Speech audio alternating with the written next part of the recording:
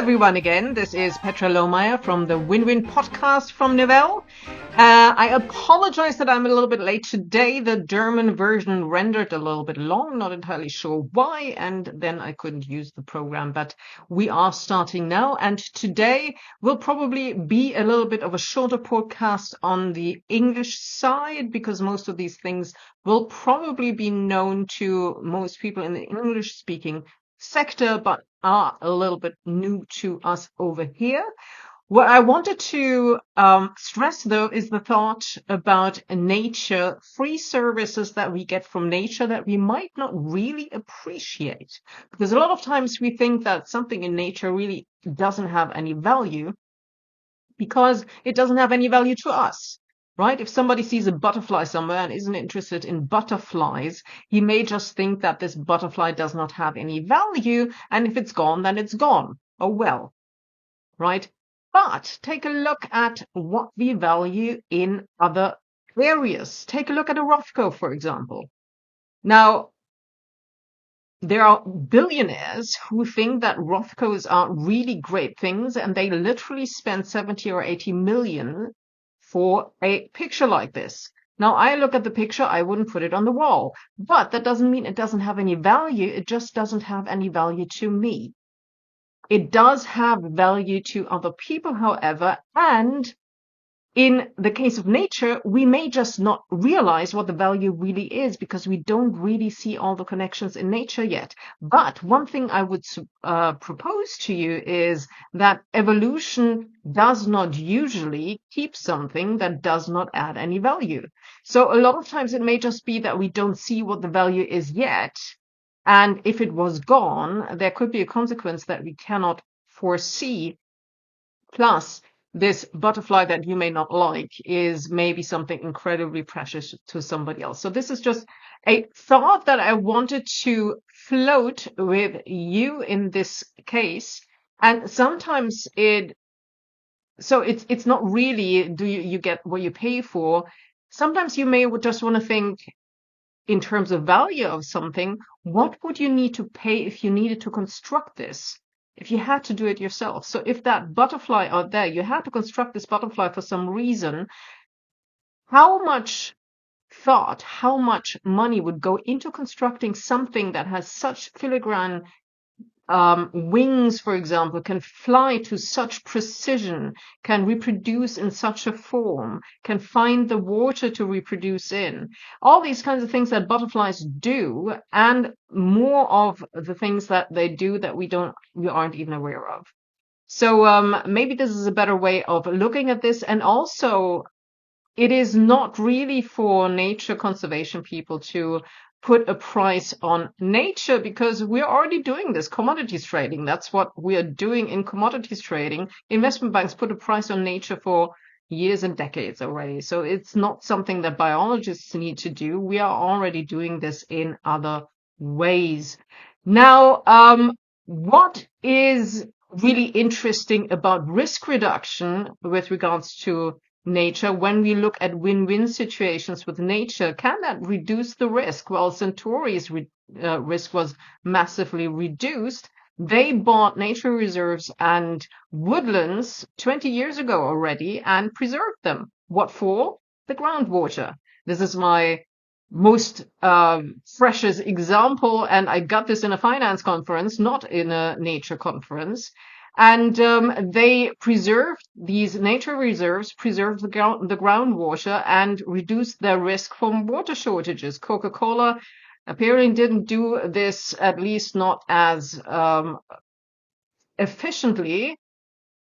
And they filed a water report in 2022, which is not available on the website anymore, but was at the time. Now they've got the 2023 report on the website that is talking about 2022, not the 2022 report. And take a look at the potential financial impact figure there in currency. I mean, that's $1 billion. You don't need to be a nature protector in order for $1 billion US to I assume this is US dollars or British pound sterling because it might be British pound sterling because it was filed in the UK. But this will raise your attention as a CFO, right? So you have to reduce that risk somehow. And if you reduce that risk, of course, that will, you know, cost money.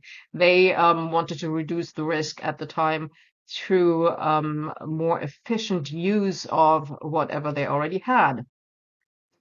Now, this is just one example. There are so many other examples. Solar is one example that everybody knows. Of course, we are not just looking at solar panels on the roof or somewhere on a field. We are looking at windows, for example, that can be used as solar panels. I think in the English-speaking space, this is relatively well known already. I just got a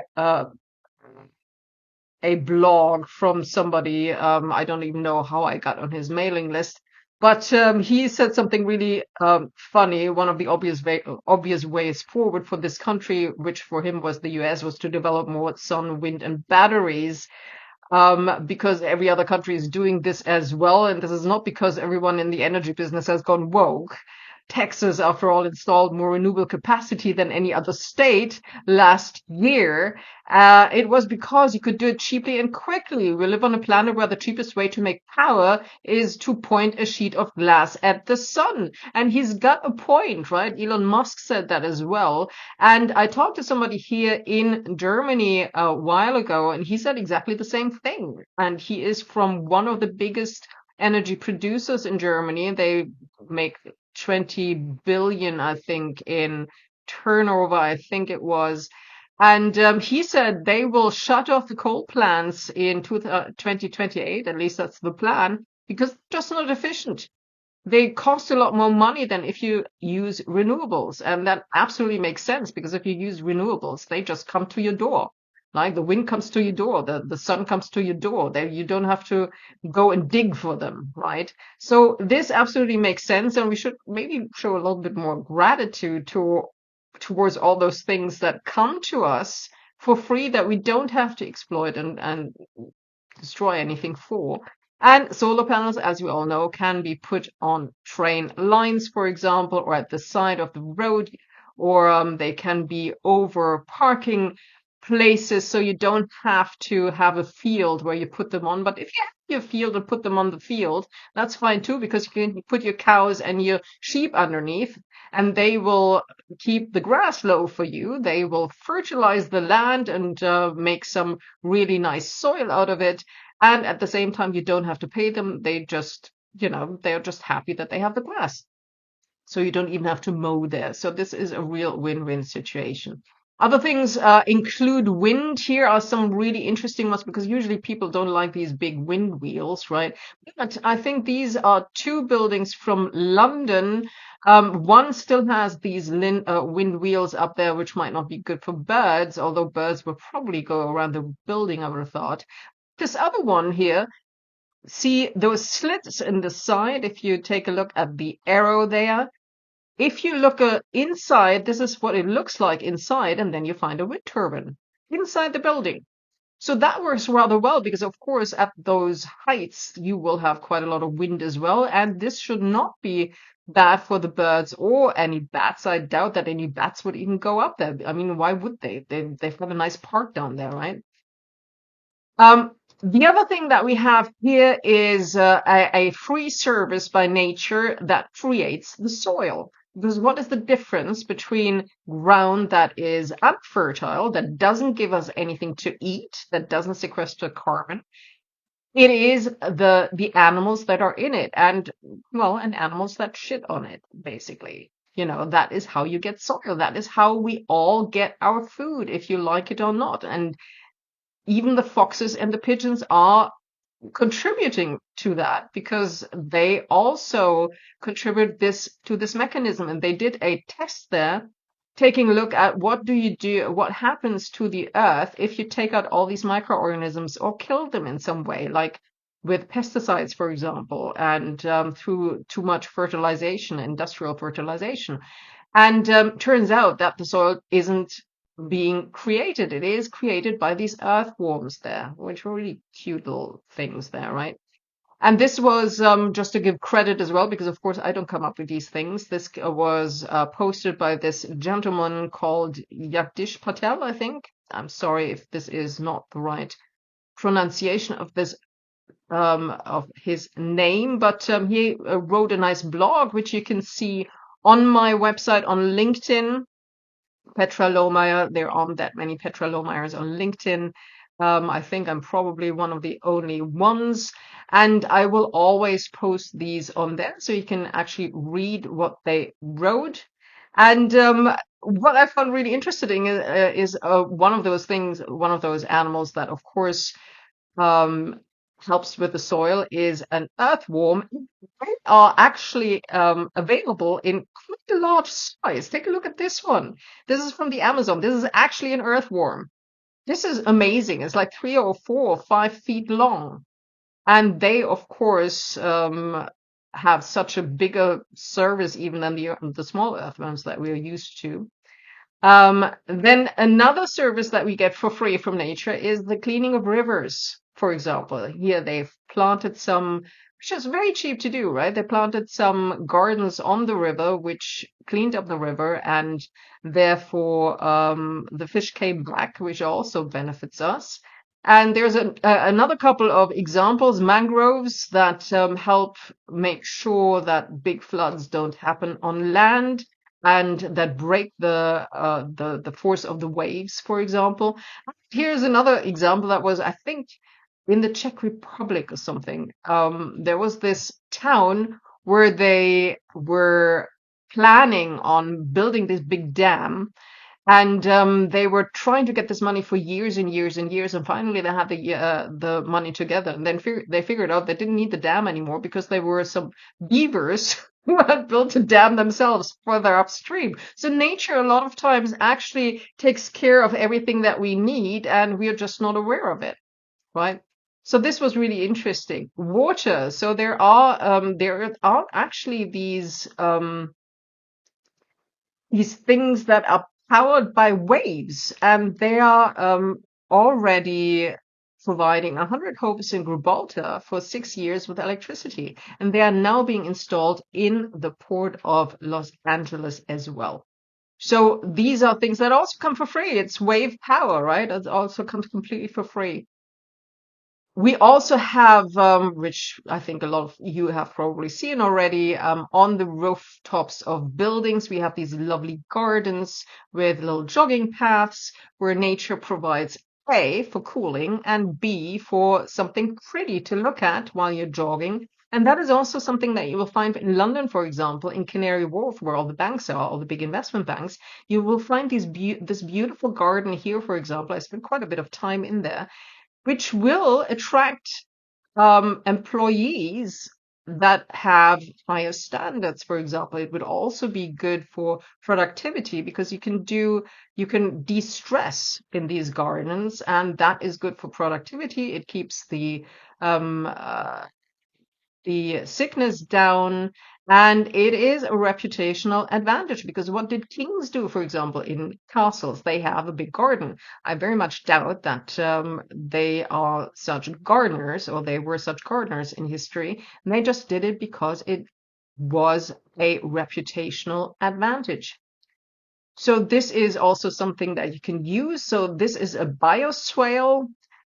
This was posted by Biophilic Design as well, and you see all the different benefits it has: water collection, infiltration, cooling and aesthetic benefits. It slows down the water filtration and pollutant removal, groundwater recharge. So there are a lot of things that you can achieve with a few plants, with a few trees that you plant in your cities. And a lot of cities know that already and have done that already. There is a Trees in the Cities challenge that's from the UN, for example. It affects the climate change, cools outdoor temperatures, improves public health, contributes to clean and air and food security, fosters biodiversity, builds resilience, improves citizen well-being, which also means there's less cost that we have to pay for our insurance because people don't get sick that much, and creates economic opportunities in cities. So there are so many things, and this was a really interesting one. So this is basically, this time we're just looking at things across the board, because for people who are not aware that there are win-win situations with nature, who think they need to exploit nature or do away with nature, this may be something completely new. For others, it's just an idea on what to build on or what else to do, what they could do themselves. And a lot of these industries, of course, need people to um, supply them with certain things as well. And just as other industries like the military complex need suppliers, they need suppliers as well. So this may be interesting if you're a supplier as well, or your company is a supplier as well. Now, this one is more of an oddity. This is they use human poo in order to heat the prison. And why is this a win-win situation? Because before they heated the prison by logging down the Amazon, the forest around. So they don't have to cut down the trees anymore. They still have the biodiversity. They still have all the benefits of the trees, and they have a very cheap supply, which is abundant, of heating material. So I thought this was really interesting. And another thing, of course, as we know, the nature, one of the services that nature provides for us is oxygen in trees. Trees basically breathe in the CO2 that we breathe into the atmosphere and give us oxygen in return. This is something that a firm around here, for example, Rolls-Royce, has already done a few years ago, that they started as a startup and they've just sold it, apparently. I know that from one of the people inside. And that is also a money profit opportunity, of course, right, in the future. So there are so many opportunities that are there that are real win-win situations if we're just looking for them. So this was just a very quick overview. So this is a to just give you some ideas as well, that the win-win situations are out there. Seek and you shall find. If you don't seek, you won't find them, right? What you focus on, that you will get. I mean, that is something that we all know. So I hope you like this. This is Nevelle. This was Petra Lohmeyer from Nevelle, and I hope to see you next week again.